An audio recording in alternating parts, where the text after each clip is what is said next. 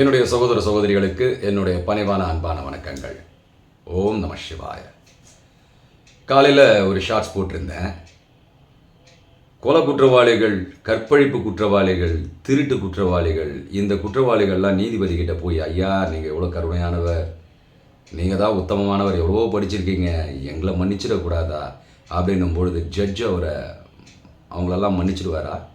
இல்லை அவங்கள மன்னித்து வெளியே விட்டால் தான் அந்த மிருகங்கள் திரும்ப மாறுமா? கிடையாது. ஸோ நிறைய பேர் சொல்லலை, ஒரு 2-3 பேர் சொல்லியிருந்தீங்க தண்டனை கொடுக்கணும்னு. கரெக்டான விஷயம், தண்டனை கொடுக்கணும். இப்போது இந்த குற்றவாளிகளுக்கெல்லாம் தண்டனை கொடுக்கணும்னு சொல்கிற நாமளும் ஒரு குற்றவாளி தாங்க. அதாவது நீங்கள் இது கேட்குறீங்களோ கேட்காம ஸ்வைப் பண்ணி இது பண்ணிட்டு போகிறீங்களோ, ஸ்க்ரோல் பண்ணிட்டு போகிறீங்களோ, அது எனக்கு தெரியாது. ஆனால் இதை சொல்ல வேண்டிய ஒவ்வொரு விஷயமும் என்னோட கடமை. அது கேட்குறது உங்கள் விருப்பம், மற்றபடி நாம் சொல்லி தான் ஆகணும். ஸோ நாமளும் ஒரு குற்றவாளிகள் தான். இந்த உலக வாழ்க்கை நமக்கு ஒரு ஜெயில் வாழ்க்கை தான். ஏன் குற்றவாளிகள்? செயல் விளைவுகள்னு சொல்கிறோம். இப்போ இந்த வாழ்க்கை என்னும் ஜெயிலுக்குள்ளே இருக்கும் பொழுது ஒருத்தன் பணக்காரனாக இருப்பான், ரொம்ப வசதி வாய்ப்புகளோடு இருப்பான், அவெல்லாம் A கிளாஸ் குற்றவாளி. ஒருத்தன் பிளாட்ஃபார்மில் தூங்கிட்டு இருப்பான், இன்னொருத்தன் நடுத்தரும் நம்மளை மாதிரி. ஸோ இந்த மாதிரியான கேட்டகரியில் தான் இந்த வாழ்க்கை என்னும் ஜெயில் நமக்கு கொடுக்கப்பட்டிருக்கிறது. இது எதுக்குன்னா, நாம் இதிலேருந்து பாடம் கற்றுக்கணும், திரும்பவும் குற்றங்கள் பண்ணக்கூடாது. நாம் ஏன் குற்றவாளிகளை ஜெயிலில் போடுறோம்? ஜெயிலில் போட்டால் அவன் திரும்பவும் அந்த வேலையை செய்ய மாட்டான், அதுக்கான தண்டனையை பெற்று திருந்தி வருவான்ற ஒரு காரணத்துக்காக தான் ஜெயிலுன்ற ஒரு விஷயம் ஏற்பட்டது. அதே போல் நாமும் நம்முடைய ஆன்மாவை தெரிந்து கொள்ள வேண்டும் என்பதற்காக தான் இந்த ஜெயில் வாழ்க்கை கொடுக்கப்பட்டிருக்கு. இந்த ஜெயில் வாழ்க்கையில் ஆனால் நம்ம என்ன செய்கிறோம்? திரும்ப திரும்ப செயல்களை செஞ்சிட்ருக்கோம். இது நம்ம தப்பா? இல்லை இறைவன் தப்பா? யாருடைய தப்பும் இல்லை. ஆனால் நம்முடைய மனதின் தவறுகள். நம்ம விழிப்புணர்வாக இல்லாத காரணத்தினால தான் இந்த மனம் வீசும் வலைகளில் மாட்டிக்கிறோம். உதாரணத்துக்கு நம்ம நிறைய விஷயங்களை டெய்லி பார்த்துக்கிட்டு இருக்கோம். செகண்டுக்கு செகண்ட் நம்ம கண்கள் பதிவு செஞ்சு மூளைக்கு அனுப்பிக்கிட்டே இருக்குது. இதெல்லாம் அனுபவங்களின் தொகுப்பாக மூளையில் பதிவு செய்யப்படுறது தான் மனமாக மாறுது. இந்த மனனம் செய்து கொள்வது, பதிவு செய்து கொள்வது பேர் தான் மனம். இதை என்ன பண்ணும்? நீங்கள் சாப்பிட்டு இருக்கும்போது தேவையில்லாத ஞாபகத்தெல்லாம் உண்டாகும்.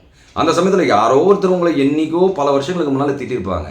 அந்த சமயத்தில் அது வரும்பொழுது நீங்கள் விழிப்புணர்வாக இல்லைன்னு வச்சுக்கோங்களேன், அந்த மனதுடைய அனுபவங்களில் மாட்டிப்பீங்க. அவன் திட்டான்ல அப்படின்னு சொல்லி ப்ரெஷர் ஏறி அது ஏறி இது ஏறி உங்கள் உடம்பு கெட்டு போயிடும். திரும்பியும் நீங்கள் ஒரு செயலை செய்கிற ஒரு விஷயம் வந்துடும். ஸோ செயல் என்பது நாம் விழிப்புணர்வோடு இருந்தால், பார்த்து செய்தால் நமக்கு விளைவுகள், அதாவது நமக்கு தண்டனைகள் கம்மியாகும். இப்போது தண்டனைன்றது ஒரு பக்கம் இருக்கட்டும், கடவுள் என்பவன் கருணையானவன். நல்லா கவனிங்க, யாரை கேட்டாலும் கடவுள் கருணையானவன் வாங்க. இப்போது காஞ்சி மடத்தில் அது மாதிரி தான் நான் நிறைய ட்ரிக் சொல்லியிருப்பேன். ஒரு வெள்ளைக்கார பெண்மணி சொல்லுவாங்க, என்னங்க நீங்கள் கடவுள் கருணையானவன் தானே, நீங்கள் என்ன இந்த மாதிரி செயல் விளைவு இப்படியெல்லாம் பேசிகிட்டு இருக்கீங்க, கடவுள் ரொம்ப இது அப்படி இப்படின்னு சொல்லுவாங்க. நீங்கள் கடவுள் கருணையானவன் தானே சொல்கிறீங்க, சரி வாங்க என் கூட அப்படின்னு சொல்லி கூப்பிட்டு போவார். ஒரு குழந்தை அழகாக பிறந்திருக்கும், ஒரு குழந்தை கால் செவிடாக பிறந்திருக்கும், ஒரு குழந்தை கால் ஊனமாக பிறந்திருக்கும். இந்த மாதிரி நிறைய வேற்றுமைகளில் குழந்தைகள் அங்கே பிறந்திருக்கும். ஆமாம், நீங்கள் சொல்கிற மாதிரி கடவுள் கருணையானவன் தானே. கருணையானவன்னா ஏன் இந்த மாதிரியான பிறப்புகளை பிறக்க வைக்கணும் அப்படின்னு இவர் கேட்பார். உடனே அந்த அம்மாவுக்கு பதில் சொல்ல முடியாது. ஸோ அவங்களுடைய மத கருணையானவன் அப்படின்னு பண்ணுவாங்க. அப்புறம் தான் இவரே விளக்கம் சொல்வார், கடவுளுக்கும் இதற்கும் எந்த சம்மந்தமும் இல்லை, கடவுள் கருணையானவன் தான் நான் ஒத்துக்கிறேன். காரணம் என்னன்னா, மழை எல்லோருக்கும் ஒரே மாதிரி பெய்யுது, வெயில் ஒரே மாதிரி அடிக்குது, இந்த உலகத்தில் எல்லாருக்கும் உணவுன்ற ஒரு செங்கலி கரெக்டாக இயற்கையால் கொடுக்கப்பட்டிருக்கு. இதெல்லாம் சரிவர நடந்துகிட்ருக்கு. இல்லைனா நம்ம இருக்க மாட்டோம். இங்கே புவி ஈர்ப்பு சக்தி இல்லைன்னா நம்ம இங்கே நிற்கவே போகிறதில்ல. நமக்கு 5 பூதங்களின் உதவி இல்லாமல் நம்ம உடம்பு நிச்சயமாக இந்த மாதிரியான ஷேப்பில் இருக்காது. ஸோ இதெல்லாம் கடவுள் கருணையாக பண்ணியிருக்கான். ஆனால் இந்த குழந்தைகளுடைய வேற்றுமைகளை பாருங்கள். அதே போல தான் அவர் அப்புறம் விளக்கம் சொல்லுவார், கடவுள் கருணையானவன், நாம் செய்யும் செயல்களின் விளைவாய் நாம் திரும்ப பிறப்பெடுக்கிறோம். இப்போ பார்த்தீங்கன்னா ஜீசஸ் சொல்லியிருப்பார், பாவத்தின் சம்பளம் மரணம்னு இருப்பார்.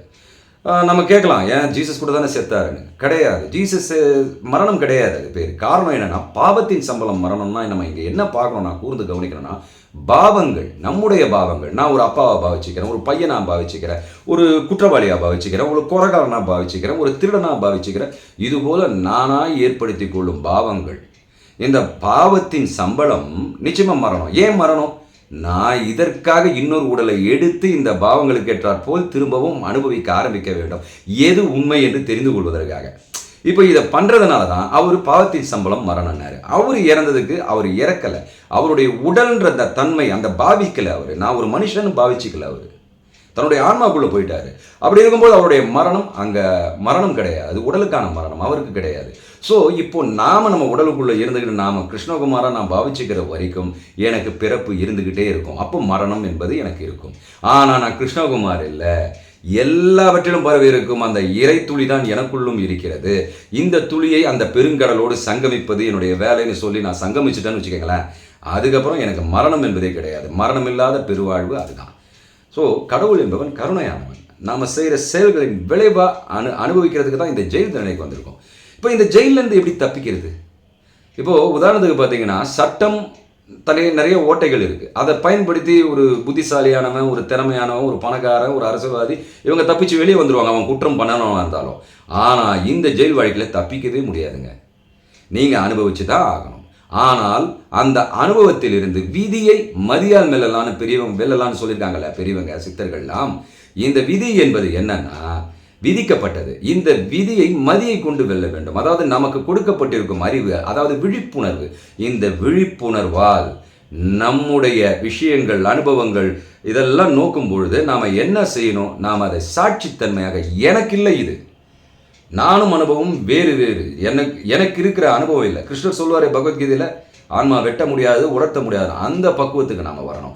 நான் ஆன்ம உணர்வு கொண்டவன், விழிப்புணர்வு கொண்டவன், எனக்கும் மனதிற்கும் சம்பந்தம் இல்லை.